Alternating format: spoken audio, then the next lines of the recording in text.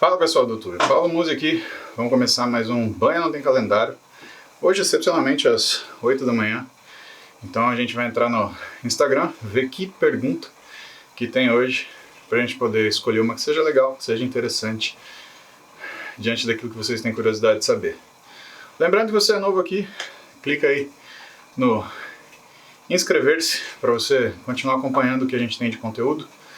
E não esqueça de deixar a sua recomendação ou seu comentário falando o que você achou aí do papo de hoje. Então, se você gostou, clica no like. Se você não gostar, deixa aí o seu comentário pra gente saber que área que a gente vai abordar melhor. Lembrando que os views e as curtidas servem para dirigir o nosso conteúdo e assim a gente vai escolhendo os assuntos que vocês mais se interessam, mais têm dúvida, beleza? Então, vamos lá pro Instagram, vamos ver o que a galera quer saber hoje. O assunto hoje vai ser então gel de testosterona. Vitor, em primeiro lugar, se você está procurando o artigo e você não é médico, você está fazendo errado, tá? Você está querendo estudar o elefante, fazendo uma observação de como funciona a ponta do bigode dele. Não faz isso não. Isso daí só vai te levar à conclusão errada e vai te dar uma falsa sensação de conhecimento. Isso daí é o que a gente chama na síndrome de Dunning-Kruger, né? Que é a pessoa que acha que sabe alguma coisa. E a pior espécie de gente é sabichão, que acha que sabe alguma coisa. Medicina você começa no livro-texto, aí você ganha experiência naquilo, aí você cria suas dúvidas e aí você vai procurar nos artigos.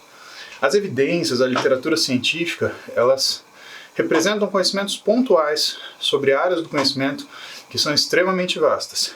Senão, você vai acabar sabendo muita coisa sobre coisa nenhuma. Então, cara, se você não é da área, vai procurar um endócrino, pergunta pra ele. Senão você vai falar bobagem, você vai fazer bobagem e você vai mandar os outros fazer bobagem, que é pior ainda. Porque quando você se complica sozinho, aí o problema é seu. Agora, quando você começa a falar para outras pessoas e influencia elas, aí o problema é de todo mundo. Então, né?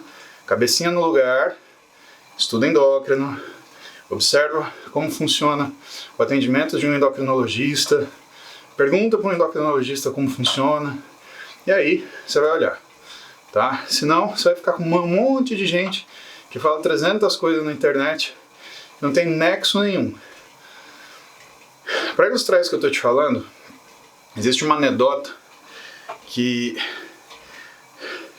o pessoal inventou sobre essa área de conhecimento específico, né? Quando a gente fala, né, stricto sensu, quando a coisa é muito apertadinha assim. Então, o teste é o seguinte: se enfia um elefante num quarto escuro, completamente escuro, onde você não enxerga um palmo diante do seu nariz. E se fecha com esse elefante 5, 6 cientistas.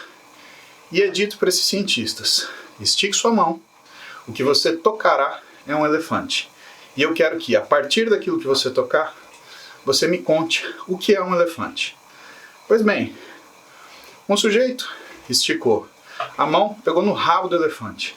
O que ele falou? O elefante é uma coisa fininha, que tem um fim, e o fim é peludinho. O outro tocou a orelha do elefante. Olha, não é não. O elefante é uma coisa chata, larga e que tem uma área muito grande. O outro tocou a perna. Ele falou: não senhor, o elefante parece um tronco de árvore. Aliás, ele é áspero como tal. O outro tocou a tromba e falou assim: olha, vocês estão todos errados. O elefante, ele é um tubo comprido que se mexe. E o outro não tocou nada. Falou: eu não estou achando elefante nenhum, eu acho que não existe. Então, olha isso como uma forma crítica. Isso não é um puxão de orelha, tá? Mentira, isso é um puxão de orelha, tá? Por quê? Porque você está querendo colocar o carro na frente dos bois. Se você fosse um aluno de medicina, eu ia falar a mesma coisa para você. E principalmente se você fosse um aluno de medicina. Por quê? Você está querendo estudar o contrário. Isso daí, você não tem noção do que você está estudando. E com o tempo, essa informação passa, tá? Primeira coisa que você estuda em medicina: livro-texto. Leia livro-texto. E quando você acha que você sabe de tudo, compre um livro-texto novo e leia outro livro-texto.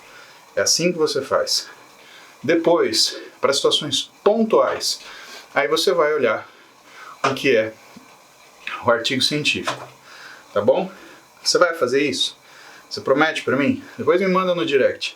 Fala, Paulo, entendi, obrigado pela chamada de atenção, vou olhar o livro-texto. Te falo até o livro-texto que você tem que olhar.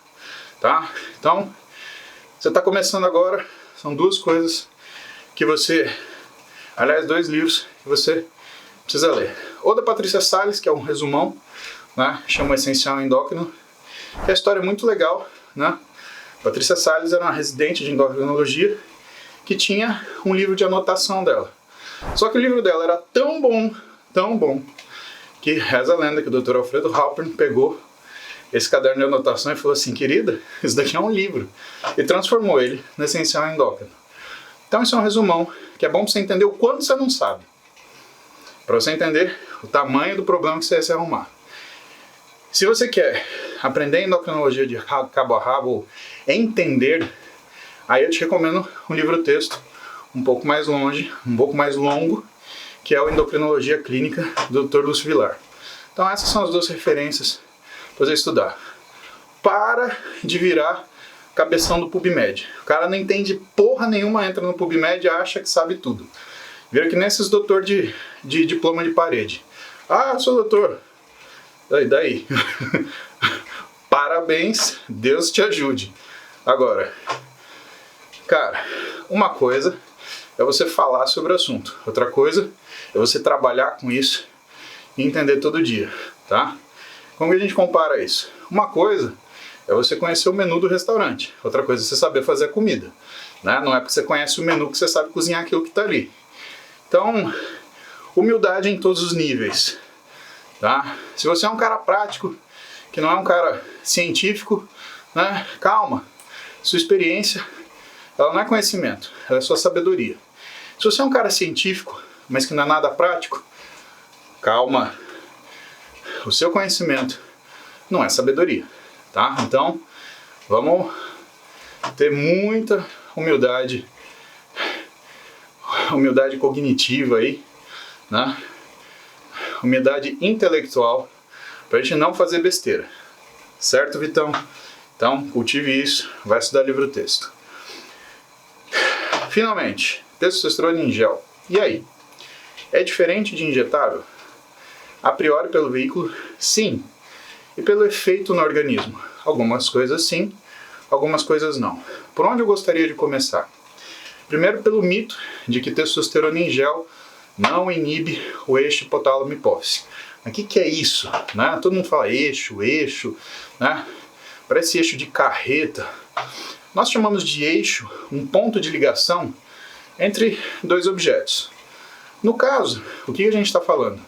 A gente está falando dos pontos de ligação, de comunicação entre hipotálamo, que é o grande relé do organismo. Tudo que você tem de aferência, tudo que acontece no seu dia, 121 batimentos. Estou no alvo. Tudo que acontece no seu dia passa pelo seu hipotálamo, tá? Então, coisas como satisfação, alegria, calor, frio, umidade, luminosidade, cheiro, tudo passa pelo seu hipotálamo. E com base nesse super sensor, que também é um super processador, você tem estímulos para áreas diferentes do cérebro, para o seu cérebro reagir com o ambiente. Qual é uma dessas áreas? Uma área importantíssima, que os endocrinologistas chamam de glândula-mãe, que é a hipófise ou pituitária. Essa glândula é uma glândula que fica no meio da cabeça e ela é responsável pela produção da maioria dos hormônios indutores de produção de hormônio. Como assim? Pessoal, o hormônio ele não é produzido direto. Por exemplo, a tireoide produz hormônio tiroidiano quanto ela quer. Não é assim que funciona. Tem um hormônio que estimula a glândula a produzir hormônio. Como funciona isso? O hipotálamo, a partir de todas essas aferências, ele produz um hormônio chamado TRH. O TRH vai lá na hipófise e faz a hipófise produzir o TSH. E o TSH faz a tireoide produzir os hormônios tiroidianos e algumas deiodinases, enzimas que convertem os hormônios tiroidianos, tá bom? Normalmente, pessoal, um eixo ele é composto de um hormônio liberador de um hormônio. Então, estava falando para vocês, normalmente um eixo, como é dito, ele é composto de um hormônio liberador de um hormônio liberador de um segundo hormônio e de um hormônio liberado, tá? Então, você tem, por exemplo, vamos começar do hipotálamo, núcleo paraventricular. Você tem a produção do TRH. Meu pai adora ligar no meio da live, ele faz isso por querer. Eu já saquei, ele espera entrar na live e ele liga. É uma figura esse velho. Um dia eu vou botar ele na live para falar com vocês. Então a gente volta lá para o núcleo paraventricular no hipotálamo, tá? Tenta imaginar como um andar, né? Tenta imaginar como se fosse um prédio de 3 andares. A gente está do 3º andar descendo. Então o hipotálamo, 3º andar, é o que olha todo o ambiente, você tem uma visão periférica, então a partir dele você entende onde você está e o que está acontecendo. Se está calor, se está chovendo, se está frio. Do ponto de vista de produção de hormônio, então, como o 3º andar é o que está vendo tudo que está acontecendo, que ele está mais em cima, né, ele vai comandar o funcionamento das glândulas. Então, no caso da produção de hormônio tiroidiano, o primeiro hormônio que você libera é o TRH, o hormônio liberador de tireotrofina. Esse hormônio, ele vai lá na pituitária, na sua hipófise, e ele faz o quê? Aquilo que o nome dele faz. Pessoal, medicina é fácil. Quer dizer, é difícil, mas é uma coisa direta. Não tem meio caminho, não tem enrolação, tá? Tudo tem o nome, ou do que faz, ou de quem inventou, ou do que parece. É desse jeito. O que é difícil? É você juntar todo esse conhecimento e você conectar os pontos. Mas, do ponto de vista de nome, de coisa que você vai olhando, tudo tem o nome, ou do que faz, ou de como parece, ou de quem inventou. Então você tem, lá no 3º andar, no seu hipotálamo, a produção de hormônio liberador de tireotrofina. O que é uma tireotrofina? É um alimentador de tireoide, certo?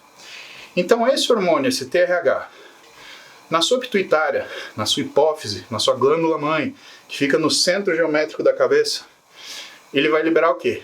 TSH, que é o hormônio tireotrófico. O que é tireotrófico?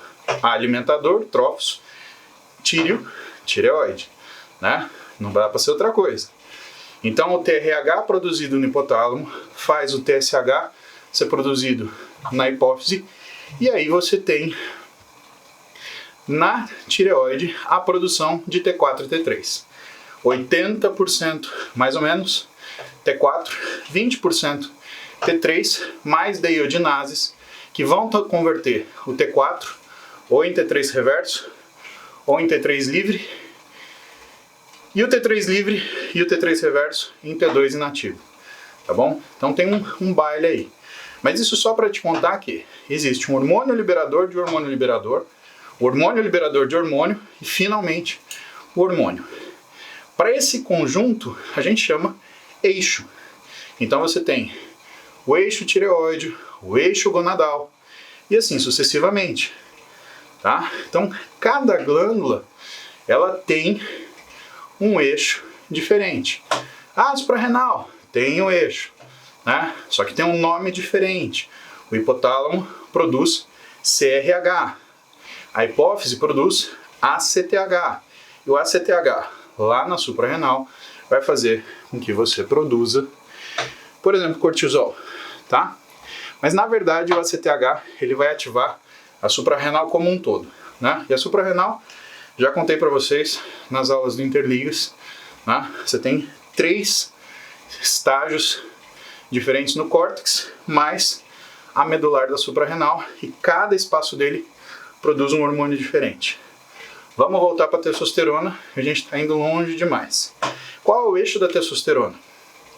O eixo da testosterona é um eixo muito legal. Por quê? Porque a testosterona, pessoal, ela é produzida de acordo com a aferência também de situações ambientais. Então tem coisas que você faz, por exemplo, que inibe a produção de testosterona. Outras que estimulam a produção de testosterona. Você quer um exemplo? Te dou. Remédios comuns que inibem a produção de testosterona. Vou te dar 2. Tá? Analgésicos, opioides e corticoides. Então, se você tem a mania de sempre que tem uma inflamação, tomar um Decadron, um Predzin, uma injeção de Celestone e Soluspan, né? Alguma coisa do gênero, saiba, você está inibindo sua produção de testosterona. Ainda que temporariamente, você está fazendo isso. Por quê? Porque o corticoide, ele inibe a produção de GNRH e quispeptina no seu hipotálamo. Outra coisa que faz você inibir a produção. Falei do analgésicos opioides. Então, se você toma, por exemplo, para dor de cabeça, Tilex, Codatem, né? Medicações que contêm codeína, né? Principalmente derivados, não precisa ser a morfina em si, mas derivados dela. E qual o comum? Tramadol e codeína são os mais comuns.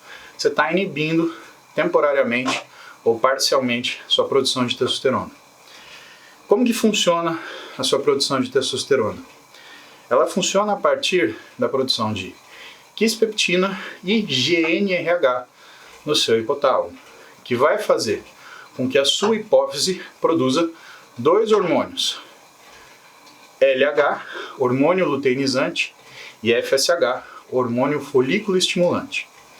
Existe uma preferência da função desses hormônios. Então, quando você vai para o testículo, o que faz o LH, o que faz o FSH?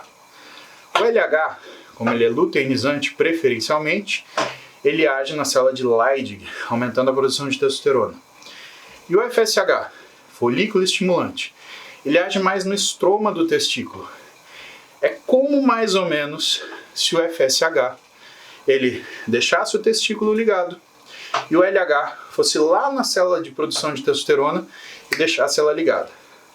Tanto que, quando a gente atende um paciente que fez uso de esteroide, o que é um mau prognóstico do tratamento? Quando você termina a TPC e ele fica com um FSH maior do que LH. Isso é um indício de falência testicular precoce. Isso é uma das coisas que acontece quando você cicla com esteroide. Qual o grande problema? Não existe uma dose. Você pode fazer o primeiro ciclo e isso acontecer. Você pode fazer 10 ciclos e isso não acontecer. São fragilidades que são inespecíficas e que não são previsíveis. Por isso que é uma roleta. Tá bom?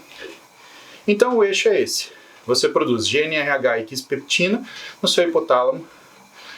Na sua hipófise, estimulado pelo GNRH e pela quispeptina, você vai produzir LH, FSH e GH. Olha que legal.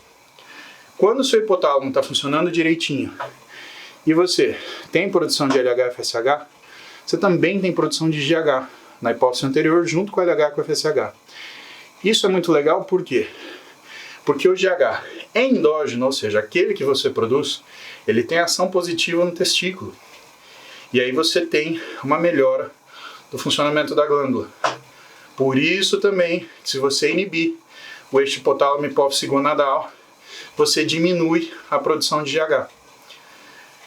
Pois bem, sempre, deixa eu falar essa palavra de novo, sempre.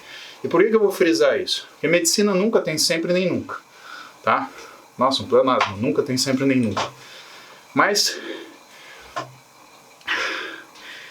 infinitesimalmente das vezes, isso não acontece. Então, 99,99% das vezes, tá?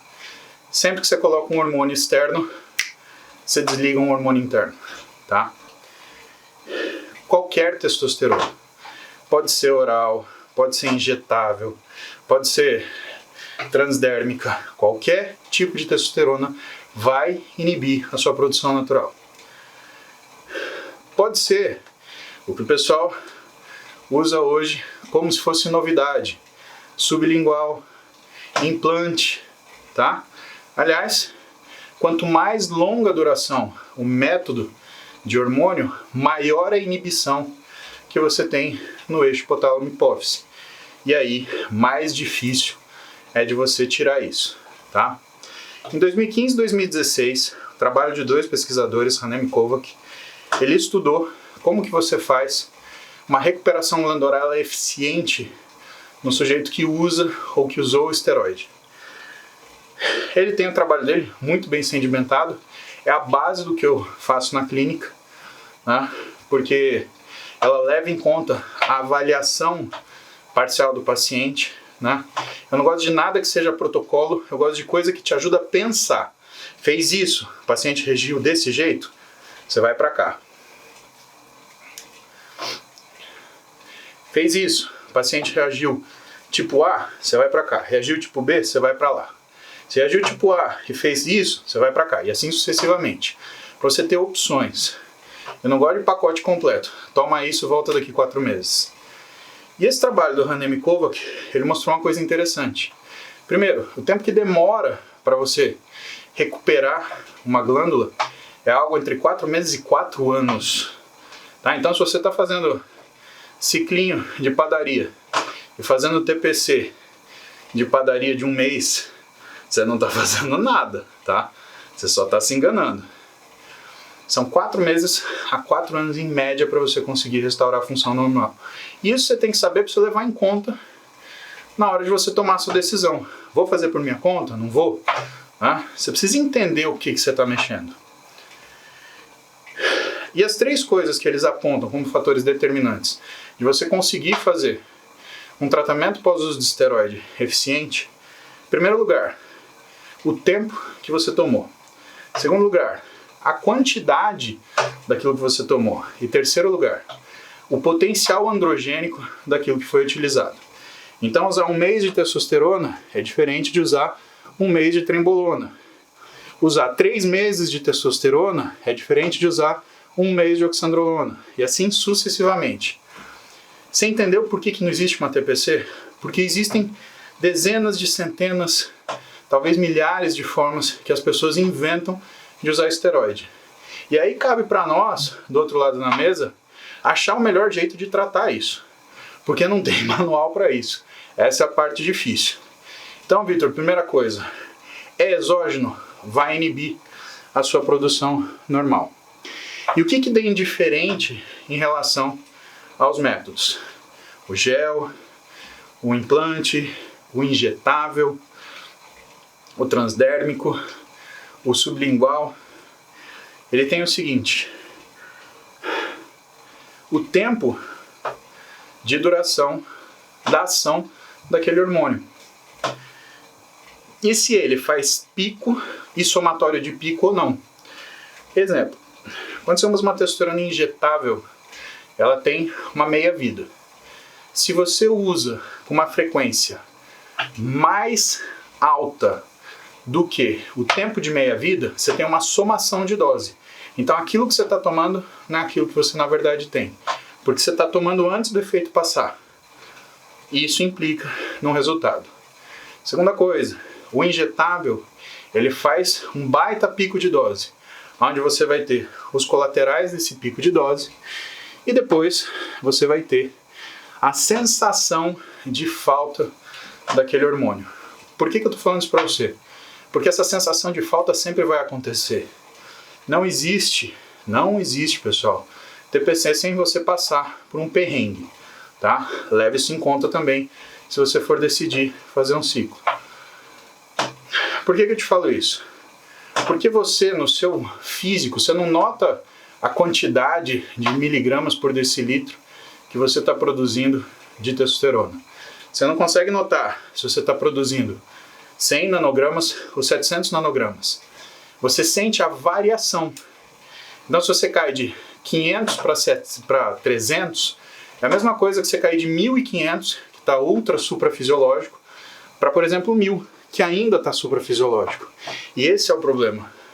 O teu referencial, ele fica completamente fora daquilo que é o normal. E aí que a gente faz besteira. Na realidade, e é aí que você, quando faz o ciclo, que faz as besteiras. Por quê? Você sente essa sensação de falta. E que invariavelmente os caras fazem quando eles têm essa sensação de falta? Aumentam a dose. Só que, pessoal, como qualquer droga, o hormônio, quando ele passa daquilo que é a dose terapêutica, você só aumenta o colateral. E o grande problema é que o colateral do esteroide, ele nem sempre é uma coisa muito perceptível. E isso é uma preocupação, por quê? Porque ainda que você não tenha uma certa segurança e que não seja uma coisa muito fácil de você entrar numa dose tóxica, você fica uma pessoa de comportamento tóxico. Por quê? Porque grandes efeitos dos esteroides são ao nível do sistema nervoso central. É mais ou menos como se o esteroide, ele não vai te deixar um animal, mas se tiver um dentro de você, ele revela. Então, se você tiver qualquer chance de ser um cara grosso, de ser um cara estúpido, de ser uma pessoa, pode ser um homem ou uma mulher. Mulher anda fazendo ciclo hoje também. Então, se você tiver qualquer chance de ser grosso, mal educado, estúpido, sarcástico, você aumenta isso. Por quê? Porque qualquer esteroide, ele faz uma hipertrofia de um órgão do seu cérebro, de um conglomerado de neurônios chamado amígdala, que eu sempre falo para vocês, e que é responsável pela sua atitude de ímpeto, a sua atitude, a sua reação. Então, ansiedade, compulsividade e irritabilidade. E quando uma droga mexe com isso, evidentemente, ela vai mexer com o seu comportamento e ela vai te deixar diferente. Qual o problema de alteração do sistema nervoso central? Você não nota, só quem está do seu lado. E aí, tua vida vira um inferno e você pode até estar fazendo o que você quer, mas você vai acabar com o resultado que você não quer, tá? Mesmo para testosterona em gel. O que acontece com a testosterona em gel? A testosterona em gel, ela não faz pico. A absorção transdérmica dela, ela até pode ficar suprafisiológica dependendo da dose, mas ela é absorvida de uma forma mais progressiva. Por quê? Porque não é uma inoculação que você põe em contato ela com o sangue. Você tem o tempo de transporte dessa testosterona através da pele, você tem o que é a distribuição dessa testosterona para os tecidos, então você tem a ação periférica dela. Por isso que médico, quando ele vai fazer uma terapia de reposição hormonal, ele escolhe preferencialmente o gel. Porque o gel, ele dá essa sensação de ser um pouco mais fisiológico, tá? O fato do gel ser mais fisiológico, ou seja, não fazer pico, ele faz com que uma pessoa que não precise de reposição hormonal, quando faz uso desse gel, ele tem uma facilidade maior para retomar a produção inicial. Mas isso não quer dizer que ele volta ao normal sozinho. Negativo. Pessoal, em 17 mil pacientes que eu vi, desde 2005, só 2 tiveram uma retomada de produção normal depois do uso de esteroide. É uma chance, então, a cada 8 mil. Pelo menos na minha experiência. Você vai arriscar? Essa que é a pergunta. Então, o que tem para saber testosterona gel? Vitinho, primeiro, é para quem faz terapia de reposição hormonal, tá bom? Você usa Corega, né? Corega é aquela cola de dentadura, você tem dentadura, né? Se você não usa dentadura, você não precisa de Corega. Se você é jovem, como parece que você é na fotinho aqui, você vai passar vergonha. E você quer estudar, vai estudar direito, tá bom? Sem embromation, porque você é expert de Instagram, pelo amor de Deus, né, cara? Cava uma cova, se enfia debaixo e tenta se cobrir com areia. Faz o menor sentido, tá? Do ponto de vista de farmacodinâmica, é o que existe de diferença em relação a todos os outros tipos de apresentação de testosterona. Lembrando que testosterona e esteroide, de forma sublingual, né, você não tem estudos de eficácia sobre esse uso. Então é uma coisa que é um ponto de interrogação, tá? Pode ter efeito, pode não ter efeito. Então, não é uma coisa que você vai assinar embaixo, tá? Uma exceção, te dou. Tem uma exceção de droga injetável, o Nebido, tá? Nebido é uma testosterona de muito longa duração, tá? Ela dura 2 meses no corpo do paciente, né? E ela, por conta do tipo de óleo que ela é dissolvida e algumas outras propriedades da droga, mas que aí eu não sei explicar para vocês, porque aí a gente entra em muito farmacologia, aí onde eu trago o Kaminsky aqui para explicar isso daí para mim e para vocês, tá bom? Mas o gel de testosterona, ele não é uma boa forma de você fazer anabolismo. E se você é jovem, como sua foto parece, cara, se você tá precisando de TRT, vai procurar uma UTI, velho, porque, na boa, na tua idade, malandro, eu treinava que nem um demônio. Eu tô olhando aqui, ó, você parece que não tem mais de 17 anos.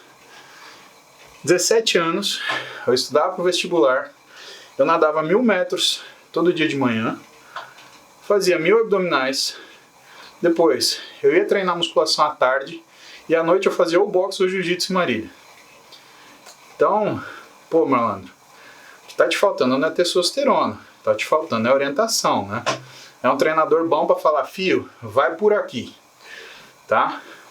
Não sei que mania que vocês têm de achar que tem caminho fácil pra coisa. Não tem, Vitão. Tô falando pro teu bem. Por quê? Ia ser muito fácil pra eu falar pra você, não, vai lá, dá pra fazer um esquema, vai no meu consultório, a gente... Cara, não é esse rolê. Não é. O rolê é... Você precisa entender primeiro qual que é teu objetivo. Aonde você quer chegar? Se você não souber falar pra mim onde você quer chegar, então, meu amigo, pra qualquer lado que você correr, tá errado. Segunda coisa, como que você consegue chegar lá? Porque assim, o cara vira e fala assim, ó, quero chegar a 300 por hora. Você pode alugar um jato caça, se você for bilhardário. Você pode comprar um carro esportivo, se você for milionário. Ou você pode pedir para um amigo seu que é dono de uma loja de carro importado. E aí você não precisa ser nada, você só precisa ter bons amigos. Você entendeu? O processo de ganhar do seu físico é mais ou menos assim. Você tem tempo e dinheiro para você ter uma logística de um atleta? Ou seja, acordar sempre no mesmo horário, treinar sempre no mesmo horário, fazer sempre refeição quentinha, sempre no mesmo horário, ter um treinador, ter um nutricionista. Puta, Paulo, não tem essa grana. Beleza. Você consegue ter uma rotina? Ah, uma rotina eu até consigo. Beleza, vamos partir da rotina. Da rotina, o que é teu objetivo? Ah, eu gosto de fazer musculação, eu gosto de lutar Muay Thai. Qual que é o teu objetivo principal? Campeão de Muay Thai ou montar um físico? Você tem que escolher um que você vai fazer por vez. Quero ser campeão de Muay Thai. Desencana da musculação, faz ela só para fortalecimento e se afunda no Muay Thai. Ganha uma coisa de cada vez. Ah, quero montar meu físico. Beleza, deixa o Muay Thai de lado. Por quê? O físico do fisiculturista, ele não cresce quando você está treinando. Ele cresce quando você está descansando. Então, se você coloca qualquer outro esporte no meio do seu descanso, esquece. O resultado já foi. Ah, mas não é assim. Cara, você quer fazer do jeito difícil? Vai lá. Mas estou te falando. Se você não perder tempo, a coisa vai melhor. Rango, tá comendo? Ah, tem dificuldade, tem que consertar. Não tem conversa. Você faz menos de 4 refeições por dia? Esquece. Quando você começar a fazer 4 por dia, pode começar a conversar em desempenho. Antes disso, meu amigo, é só falácia. Isso é o basicão. Tá fazendo o basicão? Não tá? Vai fazer. Senão você vai mexer com uma coisa que, só vai ter efeito colateral. Você vai ter a sensação de que você sabe o que você está fazendo, que é o pior método de todos. E você não vai chegar em lugar nenhum. E aí sabe o que você vai fazer? Você vai virar um hater. Por quê? Porque você vai falar, que a galera que tem algum resultado tem aquilo porque fez aquilo que você achou que funcionaria, mas não teve coragem de fazer. Todo hater em si ele é um covarde. Por quê? Primeiro, ele chama de sorte aquilo que ele tem preguiça de fazer.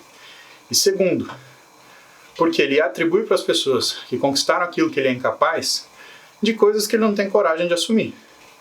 Então, vai pelo lado do que a coisa funciona. Não precisa não perder tempo, brother. Senão, vira festa. E assim, sabe qual é? Precisa montar um físico. Não adianta você querer. Aliás, já falei isso pra vocês. Físico não se compra, não se aluga, não se empresta. Ou você faz o que tem que fazer, ou você amarga a derrota. E ponto final. Não adianta ficar com conversinha. Tanta gente cheia de conversinha. Ai, porque fulano é palestrinha. Tá, mostra o físico. Aquele físico de... Puta, meu. Sei lá do que. Sambista. Né? Nada contra sambista, mas não é um físico de fisiculturismo, né? Aí o cara fica rotando que ele sabe milhares. Ai, por quê? Fica xingando os outros na internet. Vê lá se eu perco tempo xingando alguém. Não precisa, né? Chega uma hora, Vitor, seu físico fala por você. E aí você vai ter gente que te admira e quer saber como você fez. E gente que te inveja e quer colocar defeito no que você faz. A vida é simples e é assim. A única coisa que vai mudar é quem você deseja escutar. Você vai ficar escutando quem te critica ou você vai ficar escutando quem te apoia? Meio claro, né? Você quer viver na depressão, quer viver na satisfação. Então, meu, o que eu te falo? Papo reto, tá? Quer estudar? Vai estudar direito. Não vai fazer meia boca, não. Pega livro-texto, vai ler.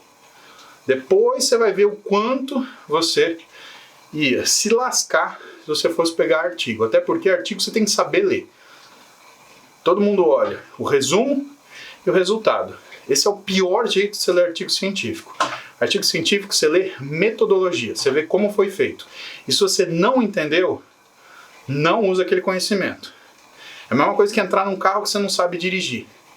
Entrou num helicóptero, você sabe dirigir essa porcaria? Desce e sai que você vai se matar ou matar alguém. Isso é artigo científico. Ou você sabe ler metodologia ou não se mete a discutir sobre isso. Você vai encontrar alguém que vai te fazer passar vergonha. Vai esfregar sua bunda na parede, vai te colocar no teu lugar. Então, irmão, na boa, faz as coisas direito. Já passei para você os livros que você tem que ler. Já falei para você que você tem que estudar. E já te dei o toque. Faz a coisa do básico. O básico feito certo, com esforço, nunca decepciona, man. Nunca. Você nunca vai se decepcionar por trabalho duro e bem feito. Fechado? Caramba, 40 minutos. Preciso ir, pô. Vocês estão me atrasando. Ó, beijo pra vocês. Boa terça. A gente se vê depois esse vídeo aqui lá no YouTube. Tá bom? Aí vocês anotam o livro. Não adianta ficar comentando depois. Ai, qual que livro? Assista esse negócio aí. Anota, pô. Eu, hein? Além de querer cu, vocês querem raspado? Beijo pra vocês.